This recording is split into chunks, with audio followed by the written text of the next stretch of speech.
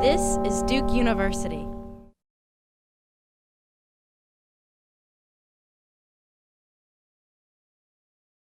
Today's workshop is called The Perfect Pitch, How to Communicate Effectively with Employers.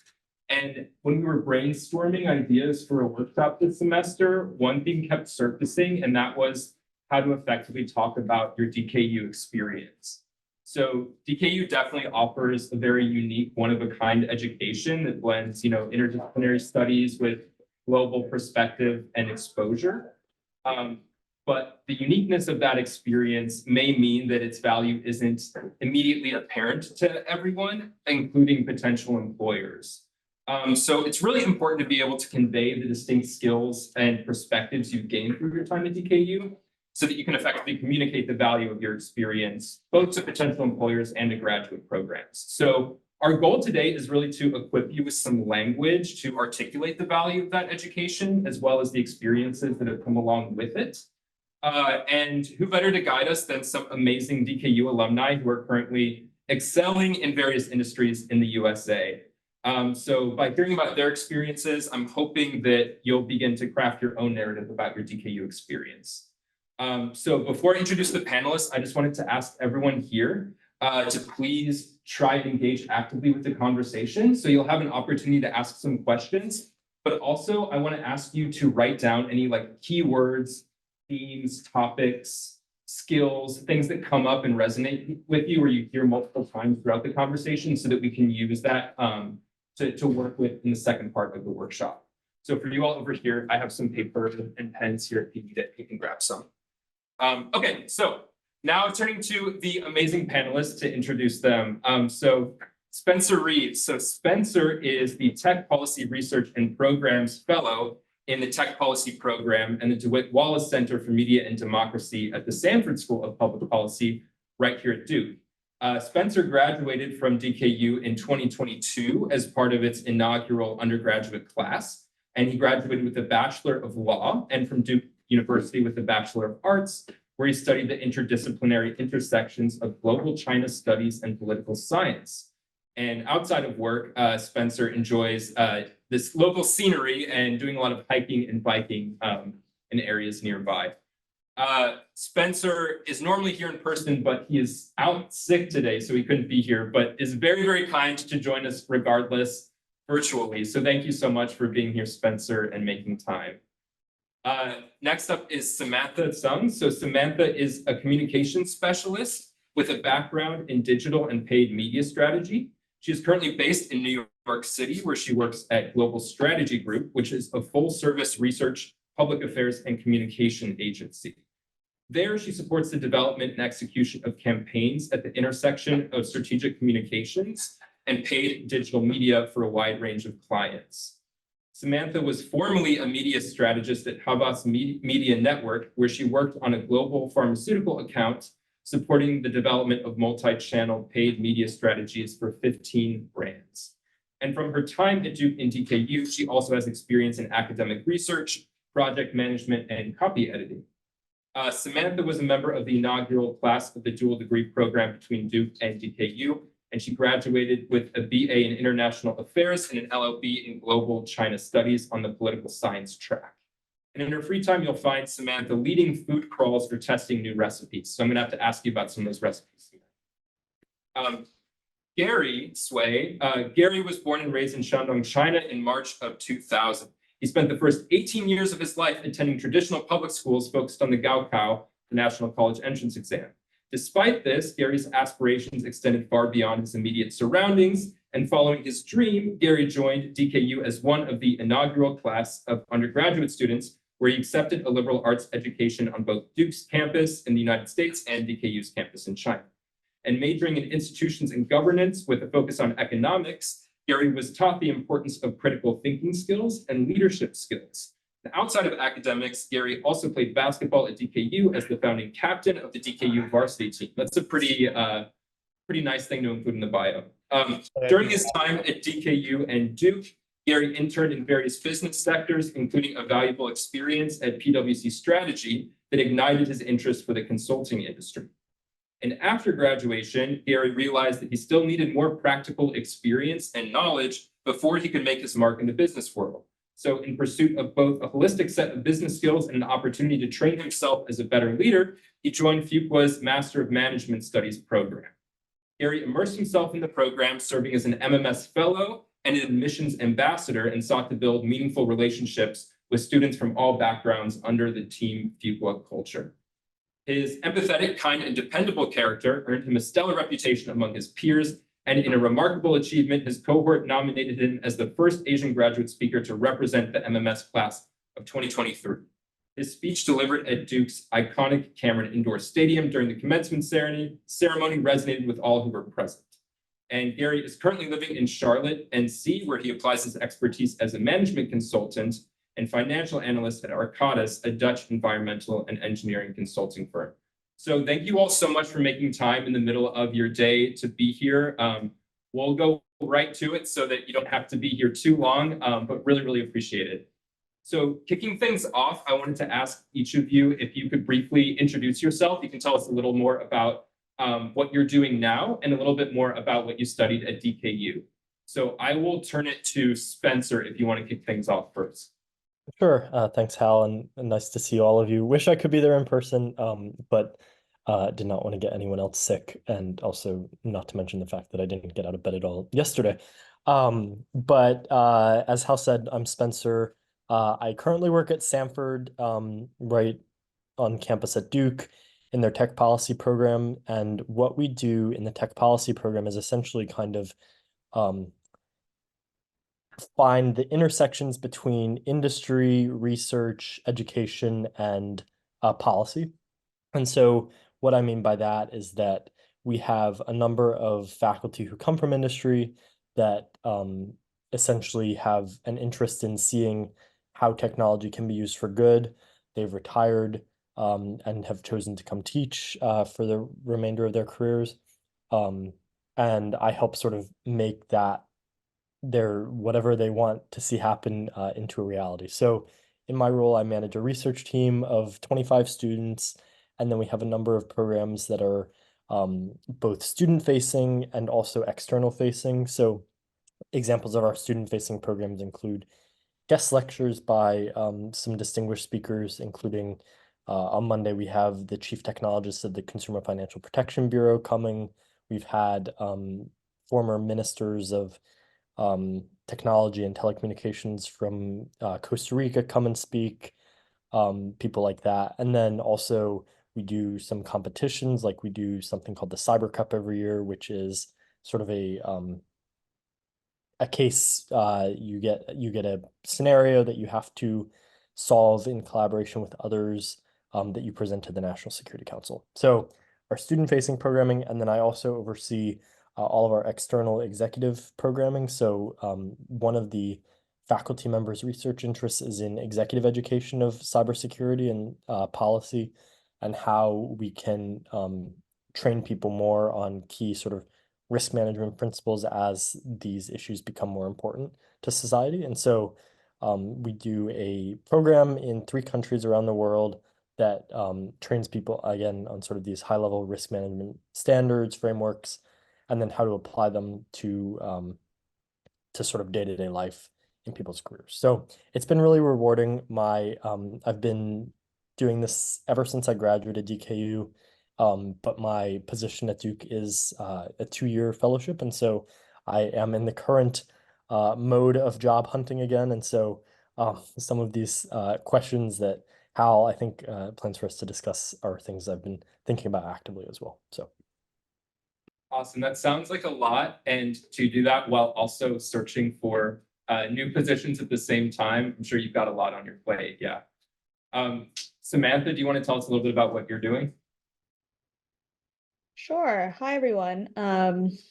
So I currently work kind of in the at the intersection of digital advertising, PR, so public relations, and strategic communications. And it's in the political public affairs space. So I kind of take my knowledge that I guess I gained at my previous job, which was more of a digital advertising, digital marketing position, and I use that knowledge to actually help a wide range of clients, ranging from corporations to nonprofit organizations to advocacy organizations. And I help them kind of elevate and amplify their messaging. So this is often done in conjunction with PR specialists who write the op-eds, they write the press releases. We kind of like this, I guess it's like a two-pronged approach where we apply digital advertising in addition to public relations efforts. And so it's interesting because this job, I think, is like the perfect marriage of my own interests. I actually graduated, as Hal mentioned, with a background more so in global China studies, political science, and a real interest in international affairs. So I knew I wanted to do something that would still incorporate, I think, just an interest in global affairs, an interest in other cultures, other societies. And I think being in this industry has kind of opened my eyes to how a more traditional kind of role, such as digital marketing, can be kind of combined in somewhat of an interdisciplinary way to conduct this type of work that isn't purely PR, isn't purely digital advertising, but somewhere in between. So I started at this previous company, which is one of the largest communications agencies in the world. It's French-based. That's where I built my skills, and I feel as though that was actually a perfect stepping stone to this second role. Awesome. Really helpful to hear about that trajectory and kind of maybe the connections between an interdisciplinary education and the actual professional world, and how often the positions we hold or the work that we do is interdisciplinary in nature. Yeah. Gary, you're up. Absolutely, Hal. Well, I think Hal's bio, the introduction you just gave was really comprehensive and concludes most of the things I've done in my life. But what I'm doing right now, my title is a financial analyst / management consultant. Who I work for, my company is a Dutch international consulting firm. We provide engineering and environmental consulting to public sectors clients, and what I do is more in the financial service side. So two tasks I will do usually on the day-to-day basis. First, I build and maintain financial models. I input all the financial data into a lot of financial models to forecast, to analyze how our clients are doing in the present, in the past, and in the future. Second thing I do in my daily life is I construct and consolidate insights into presentations and reports, basically what you would imagine the consultants will do. So kind of a journey. I found this to be my job is that I majored in institutional governance with the econ track, which is known as you cannot do really anything with this major like directly to the next professional level. So that's why I chose to do another year of a master at Fuqua MMS. We were the inaugural class. We didn't know if it was good. It turns out to be good. We have a huge DKU community in Fuqua in the 1 year program there. And I found that I have strong interest into finance as well. So I just explored an intersection between finance and consulting. I became a financial analyst in the consulting firm. Awesome. Thanks. Really appreciate all the summaries and background. So I would love to dig in a little bit to your perspective on your DKU experience and how you've communicated about that. So could you tell us about what aspects of your DKU experience have helped set you apart in your career? And did you develop any transferable skills during your education that have been particularly meaningful in your job? And Samantha, do you want to start this time? Yeah, so I think I alluded a little bit to this in my kind of introduction. I think a really big takeaway from my time at DKU was just this understanding that really this notion of like interdisciplinary learning, it actually extends beyond your college years. And it kind of doesn't really matter what job or role you go into after college. You're actually going to apply a lot of different skills that may not seem directly related to the role, to that role, if that makes sense. So, for example, I think in my current role, which I'm a bit new to, I did join the company 2 or 3 weeks ago. Congrats. Thank you. I think it's the type of role where, everyone wears many different hats. So you become more of a generalist, which I think is a really strong thing. And it brings in all of these different perspectives. For example, I have, through DKU, of course, I have experience living in Asia. And so in my current role, one of my clients is interested in, I guess, launching ads, launching media in the Asian market. And so, I have a perspective on that. And that perspective, combined with my traditional, like, harder skills, such as writing, such as being able to conduct research, that all kind of comes together in a way that is very beneficial to like a multitude of roles out there. And I think another huge takeaway from DKU is the ability to see issues from multiple perspectives, and also have applied kind of experiences that you can bring to the table, whether it's because you've made friends that come from different cultures, societies, and have shared their perspectives with you, or because you've read a variety of different texts, a variety of different, or learned from a variety of different professors who come from very different academic backgrounds themselves.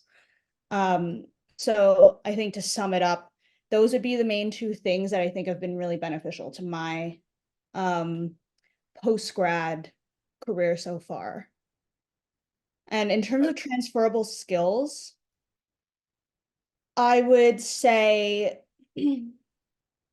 one underrated skill that I think has come up more recently is, at DKU, it's a pretty small environment. So you have this kind of daily contact with professors, with staff, and that really gets you comfortable talking to people who may be much older than you, who have very different experiences. And in the workplace, that's something that comes up as well. You have to be knowledgeable about how to interact with people who are much older than you, but who you may be told, assigned, who you may be working alongside as colleagues on a project. So being able to navigate those differences, navigate that kind of hierarchy, that has been really beneficial as well.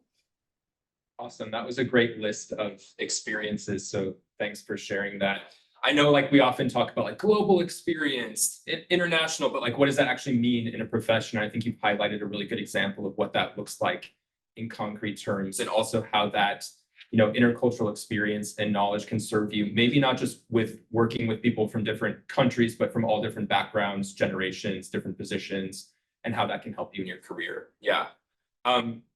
Gary, do you want to share some experiences, transferable skills, all the above? Yeah, of course. I really agree with Samantha just shared. I got all those as well in my current working and studying experience. I think, to sum up, I've always been the strongest advocate for DKU. From day one to now. Back in my days at Fuqua, I always tell people I'm from DKU because it has, so in my personal brand and my personal story, and when I look back, and DKU was always the strongest base, the strongest foundation. It has been the place that ignited every aspect of me so far. I think it all comes down to three things. And yes, I think the first thing is definitely the leadership skills and interpersonal relationship building. That's definitely my core kind of a spirit of me personally. I always view myself, I got that relationship building ability from DKU because as Samantha said, we have a small community that you have to build connections and relationships in a really intricate and complicated environment that you have different cultures, different majors, people, different walks of ground. I don't think you can find an entire or even like around roughly similar person as you in this entire community. It's just so different, even it's so small. That thing really served me well, especially leadership skills that I got from playing sports at DKU, and also all the I think the core classes, global challenges, G-China, and all the interdisciplinary components of DKU education really served me well to build that relationships. And I've been enjoying doing that. That's part of my personality. And also that kind of echoes well with why I chose Fuqua after that. I feel like I came to Fuqua with the purpose that I want to advocate DKU. I want to continue that trait of mine at Fuqua to be. So I think one of the key spirit of Team Fuqua is definitely to achieve success by others, to achieve like collaborative success. That thing really echoes well, it comes to details, to the teamwork, interpersonal, and also like relationship building. That's the first thing. Second thing, I'll definitely say the global vision. We're thinking about, as you mentioned, as Samantha mentioned about, we've been, talking with people from all kinds of culture, and no matter how this election going to be going, no matter how the world going to evolve, the world is coming together we believe in that trend. That's why we chose DKU in the first place. And I think, don't worry, it's still the trend, it's still happening. I definitely feel that. So I'm currently also in the job hunting phase. I definitely feel that global vision really helped me in that, when I told people I studied in China, also in the US, and I was in DKU, people about, this is a really good experience. And the third thing to conclude is definitely the critical thinking ability. I think this is something that we tend to neglect when we're thinking about our DKU experience, that you are less stubborn as all the other people, I think, which means you can think through things from different perspectives. And you think, for example, on a thing that's very complicated, you can understand both sides. I think that ability will both benefit you from a macro level and a micro level in the future, and also in the professional and in life. And I think the critical thinking ability, lean into that and leverage that and elaborate that in your upcoming, whether it's grad school interviews or job hunting interviews, that's something, that story can really touch people and really, tell the story about yourself. Awesome. I love that, being less stubborn. That's so important. And also your note about being a relationship builder, definitely true. I know in my experience communicating with Gary, he's been amazing at this. So I know that's an area where you definitely really excel, is building good relationships with people. Spencer, how about you? Yeah, I don't have a ton to add because Samantha and Gary really covered all the key ones. I guess though, if I did have to add a couple, one of them would be being a self-starter. DKU, especially post-COVID, I think when we all, the three of us all started, like the DKU undergraduate experience did not exist. We got there, it was all 230 something of us. And we had to start clubs and activities and create a campus culture. And then when the pandemic happened, the international students all got sent back to their various homes around the world. People were not on campus for a long time. And then now that there are a full four classes of students on campus, and then having all the buildings open and stuff, like, you all have had to sort of recreate that culture and rebuild it. And I think that sort of type of like building experience is not something that students at a typical university have to do. And it creates a different person, like, navigating whatever barriers you might have to, working with people to make things happen. So I think that's that's one. And then the other one, sort of to go off what Samantha had said about talking to people older than you, is how to give feedback to people older than you. I think I learned very quickly on that if we had some, sort of difficulty on campus or whatever, like the American university way is often for a group of students to create a list of demands and then they present that to administration and then things happen. But it sort of became evident early on that DKU leadership was not the most receptive to that. And so how to sort of have conversations with them that were constructive and then bring them back to different groups of people to make it a better community for everyone was another, I think, skill that is still applicable. So then intercultural fluency, again, in a variety of different contexts, generational fluency. And I love what you said about being a self-starter, because I've talked to so many employers who say one of the most important things they're looking for is someone who can actually like get started as close to day one as possible. Like the shorter that pipeline, the less, the less handholding or time you need in training, the better. Like they want people who are going to go and there's a problem, like let me see if I can figure this out on my own. Let me reach out to the people I need to get this done. So I think that's a super important trait. So after you all go, we're going to be talking a little bit more about how to introduce yourself to employers and how to make a strong and compelling elevator pitch. Could I ask you all to give an example potentially of a way that you've delivered your kind of personal pitch in the past? It could be like a networking pitch or how you might introduce yourself in an interview, but I would love to hear like how you talk about your experience in that sort of short 30-second context. And whoever wants to go first, because I don't want to put anyone on the spot for this. I guess I can go. So before I do mine, I'll say, or I guess I can do mine first and then give a little explanation afterwards. So and I just did this last week because I had an interview, so hopefully it's still fresh in my mind. But pretty much I introduced myself. Hi, my name's Spencer Reeves. I currently work at Duke University as a Tech Policy Research and Programs Fellow, where I manage a team of 25 students performing research, as well as all student-facing and external programming related to the intersections of tech and policy. Throughout my short career, I've worked at the intersections of tech, policy, and government, and have become fairly adept at distilling complex technical concepts for regular people to understand.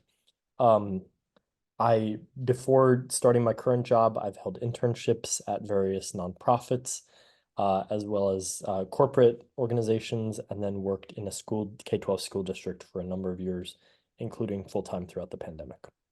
I spent my undergraduate career at Duke Kunshan University, where I graduated as part of the inaugural undergraduate class and studied global China studies with a focus in political science.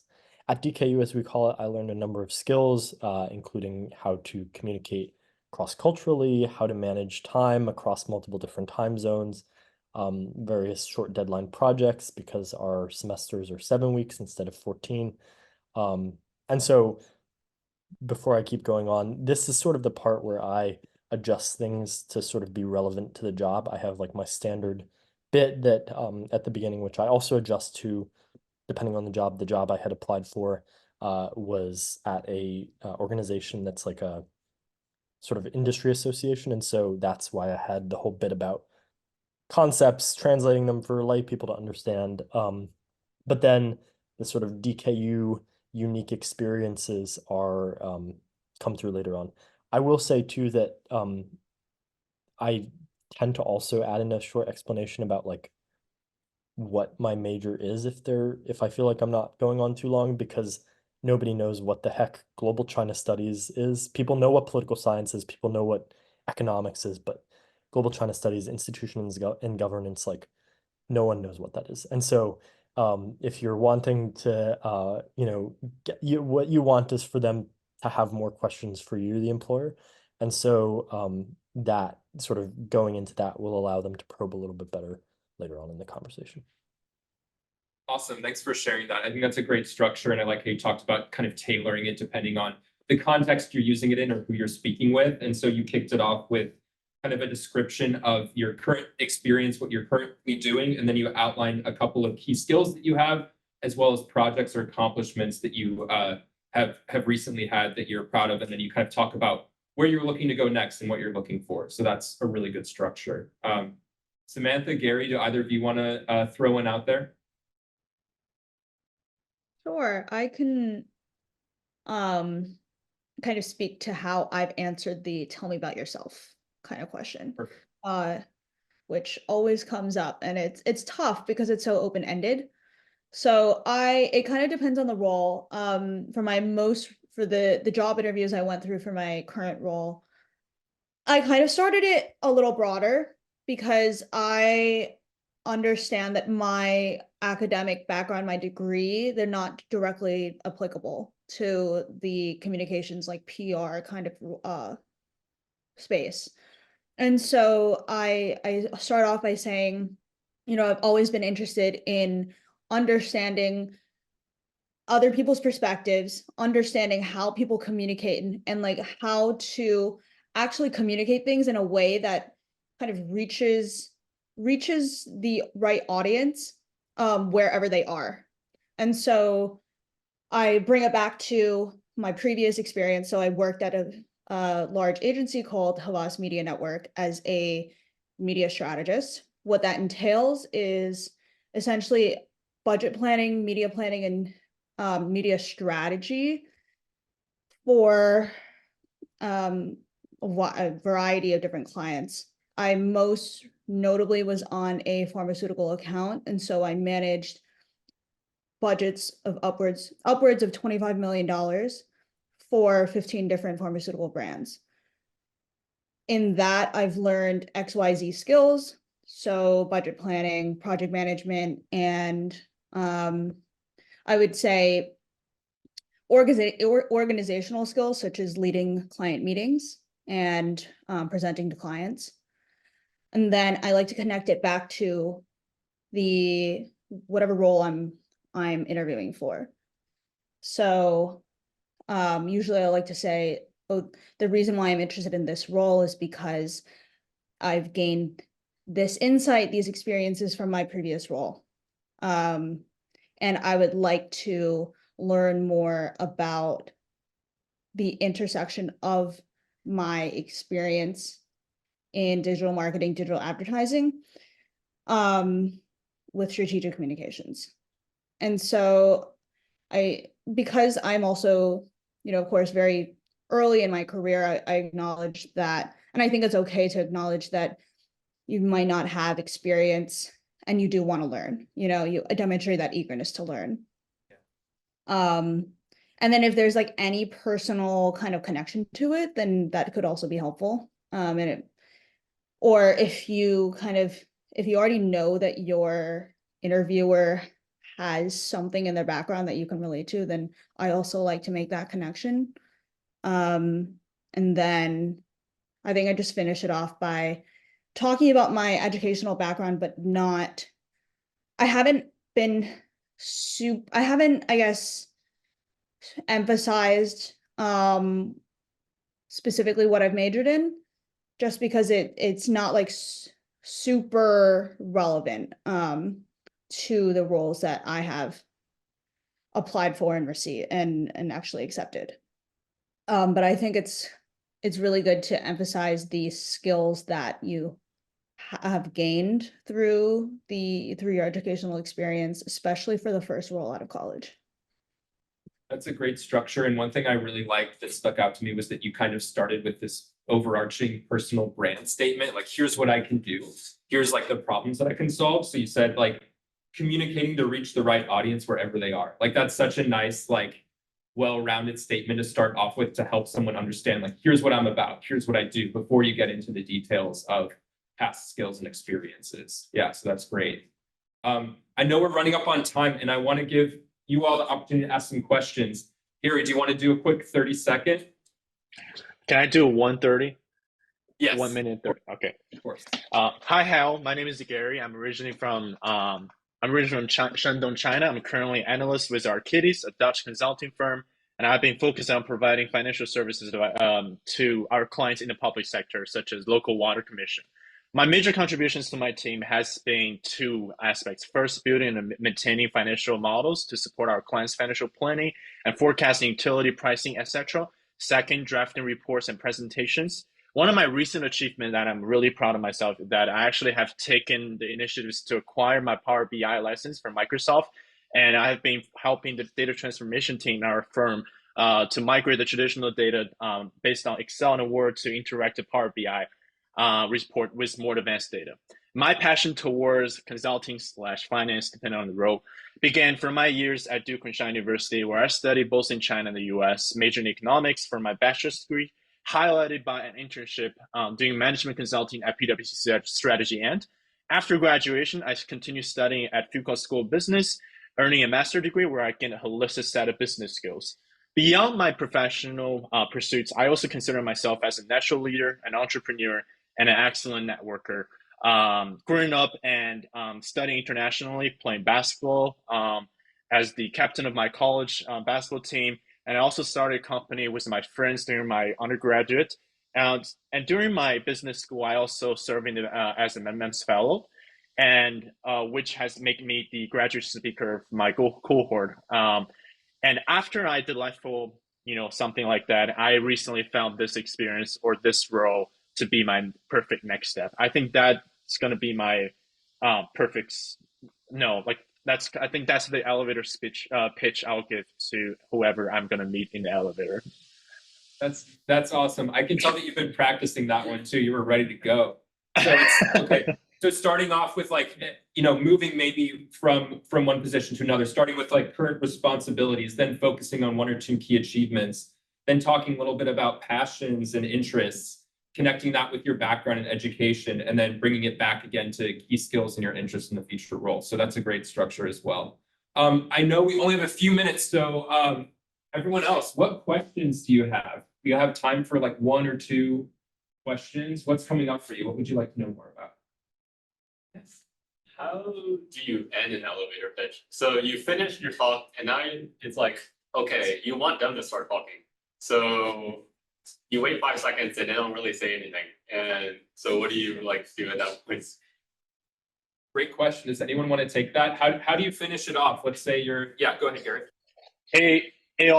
I think it kind of brings back to my experience doing coffee chats or networking, that it's always on, one side and the other side. So you definitely have to end up with a question or what do you want from that person?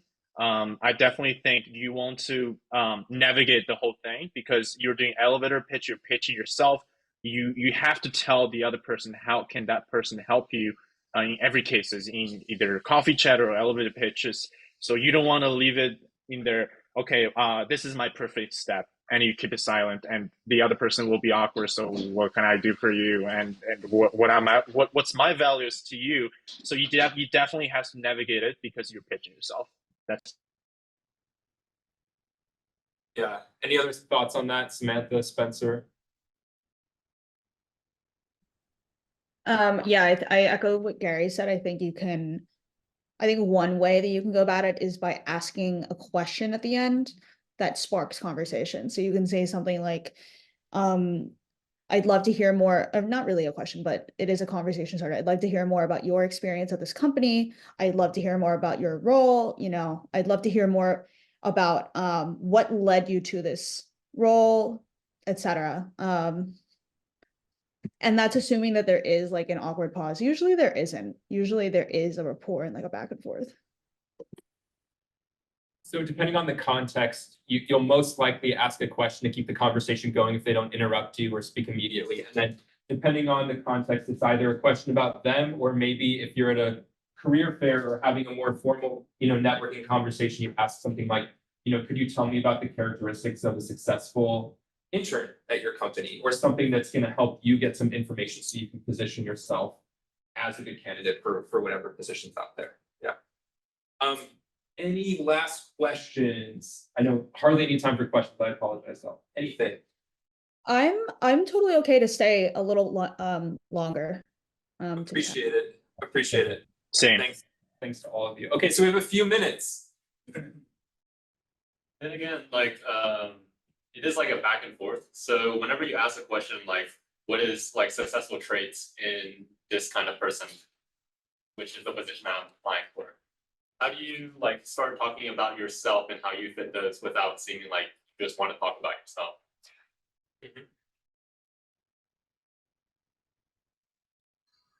Well, oh, sorry, Gary. No, go ahead, Samantha. Well, this is just my personal opinion. I actually think that it's really important to get comfortable talking about yourself. And just because you're talking about yourself doesn't mean that you're self-absorbed, you're making it all about yourself, and you're taking all their time so that you can talk about your own aspirations.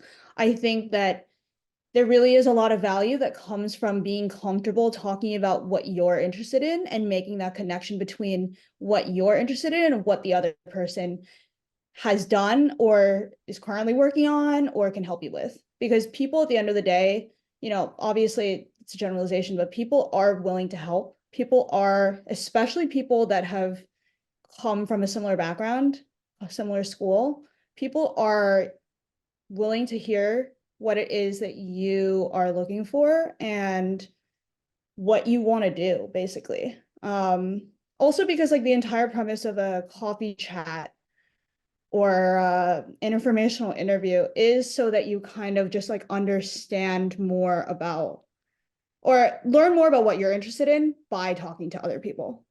So I don't think that it's actually negative to talk about yourself, as long as there is like a back and forth and you're not taking up the entire conversation, basically. Yeah, I definitely agree with what Samantha just said. And echoing just about actually the last question about asking questions at the end of tell me about yourself. I think there's definitely going to be a balance between you talking about yourself and you talking about the other person. And usually, still using the case that we're doing a coffee chat or information interview or whoever, just you're talking with someone who has more experience and a more far away in the career that you're gonna pursue than you. So I think they reward passion, they reward curiosity. They don't reward your current experiences. Definitely, put a high level summary about yourself at the first question about tell me about yourself, but try to ask meaningful questions on the later stage and kind of migrate what you think and how you are as a person and how you can prove yourself into that question. Oh yeah, so I've been doing this for a while, so that's why I came to this question. Oh yeah, I've been thinking about this question. So what my opinion on this? So what's your opinion on this? I definitely think migrate. Just keep it in the question format because they especially for people who are not necessarily older, but like a more experienced, especially when it comes to like about 50 to 60-year-old that, with that amount of experience, they are willing to help because I think that's a natural biological thing. The older generation of a clan, of a tribe, they want to help the youngsters. They want to, it's a genuine push of, to reward that curiosity and the passion. So, keep that in the meaningful questions is I think that's the way to go to balance that. I just also really quickly want to add, this may sound like kind of an obvious thing, but if you have the luxury of doing it, do some research before you meet someone. Like, look up their LinkedIn, look up their bio on their company website or whatever it might be. Sometimes if you're in an elevator and see someone interesting, maybe you don't have that luxury, but if you do, you can take some time to come up with a few questions that you want to ask. And so if you get nervous, like I do with coming up with questions on the spot, you can come up with 3 or 4 that you've sort of prepared ahead of time and know you can ask and sort of find that link between yourself and them so that you can weave in your own experience and, oh, I've done this. Can you also tell me about, how you've done this in your work kind of thing? One thing I like to say is it's not necessarily bragging if you have evidence to back it up. So you're not saying, I'm really good at this, I'm doing good at this. You're saying, I had the opportunity to work on this project, which helped me develop some new skills or helped me develop an interest that's relevant to this role. So if you frame things in terms of what you've done in the past, usually that can resonate pretty well in these conversations. I have another big question. I was wondering how you guys describe your major to employers, because some of them have asked me and are very confused about what my major means. So usually I list kind of coursework, but I don't know if there are other subjects into that. Yeah, that's a really good question because it is a little bit different than like a typical university. I sort of talk about how DKU does not allow students to double major, so we pick like a broad theme and then a track within that, and how sort of the skills that we learn within that are X, Y, and Z, and how they might be transferable to a job. I think that though is like being able, and this maybe isn't the most helpful, but like, being able to explain that is like I think I'm not of the belief that you can't get a job right out of undergrad because you have done a certain major. Like, I mean, I did global China studies and political science, and I work in technology policy. There is zero relation there. But I think the things that I've learned within that, certain courses that I've had to take and skills that I learned from that major, research, writing, interacting with others, that sort of thing, like that's what I've noticed people care about most, not specifically like the fact that I took, whatever class like sophomore year that no one really knows. Yeah, just one quick thing. I will say like something I came across that was like really interesting to me that kind of highlights that point that Spencer just made is someone in my current company actually was a physicist at MIT and then entered the political, like public affairs, strategic communications, advocacy kind of space. So it really does not matter what you major in, as long as you are able to speak to the different skills that you've gained and experiences that you have. Thank you. Very helpful. All right, I think that's a pretty good place to wrap it up. Everyone's feeling good. So thanks again to you all. I cannot thank you enough for making time in the middle of a Thursday to be here. It's super appreciated. Really good to see you all. Could we all just give them like a quick round of applause? Thank you. Hal, I do have one thing just to wrap it up, if that's okay. Of course. Yeah, sure. I think one thing that, just going back to the whole theme of pitching yourself about DKU, I think a general direction or internal intrinsic value, I'll suggest everybody to have is that, so, the current job market is not good. Even though the economics is bouncing back, especially in the US, but the job market, especially I know from consulting, finance, and so technology as well, it's not optimistic at all, and especially for entry levels. I'll say there's one thing I got from a person I talked to is that put yourself in a scarcity instead of in the oversupply. So a lot of especially for consulting or business interested people, they're like, oh, I want to go to consulting. I want to compete with all that in the big firms, big four. I want to do this and do that to prove myself. But I think you should take take more time to think about what your really highlight is. I mean, how you chose DKU at the first place, what makes you stand out, what make your DKU experience stand out. That applies to anything that you're gonna have in the future. Is because everybody is different. Everybody, it's not a factory. You have to tell your personal brand. You have to tell your personal story and make those highlight, make those strengths being highlighted as well. Just put yourself in a scarcity. Just find that scarcity, and a lot of people have been saying, oh, the first thing I do or the major I'm majoring in the undergrad is not gonna be the same thing I did that I end up my life, like for example in 20 years. That's because we've been spending time to find our own scarcity, and just be patient, be confident with yourself, be confident with your DQ experience. It's a great school. It's the best school. It hasn't told yet. It's still young, but just trust that and trust yourself. Awesome note to end on. Thank you so much, Gary. Thank you, Spencer. Thank you, Samantha. Really, really appreciate it. Let's do this again soon, like same time next week, maybe. No, but thank you. I'll be in touch. Thanks so much. I really appreciate it. Thank you. you. And don't care. hesitate to reach out if you have any questions or you just want to chat. Yep, same. That's a good point. Add us on LinkedIn, maybe. Yeah. Yes, love to hear that. Love to hear that. All right, take care. Have a great rest of your day. Bye-bye. Bye. Bye.